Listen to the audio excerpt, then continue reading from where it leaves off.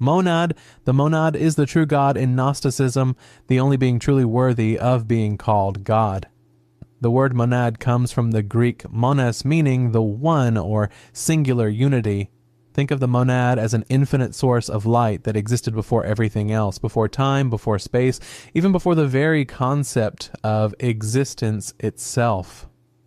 What makes the monad unique is that it can't be described with human words.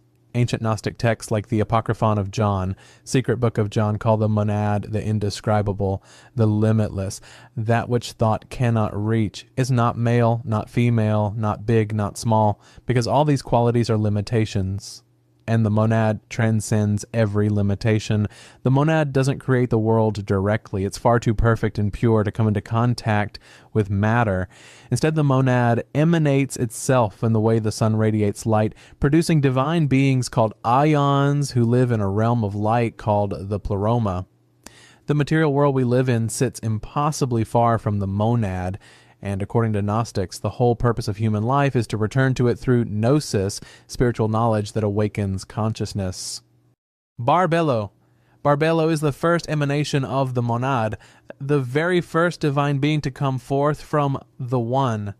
She's often called the Divine Mother, the feminine aspect of godhood, or the first womb from which all other aeons are born. Scholars still debate the origin of her name. It likely comes from Aramaic or Hebrew, possibly meaning God is in the four, a reference to the Tetragrammaton. According to the Apocryphon of John, when the monad contemplated itself, the reflection of its own light became Barbelo. She is the perfect mirror of the monad, one carrying all of its qualities, but in a form that can actually interact with creation. If the monad is too transcendent to reach anything, Barbelo is the first bridge between the unreachable and creation. Barbelo is described as the womb of everything, the first thought in the perfect Trinity, because she contains three aspects within herself: Father, Mother, Son.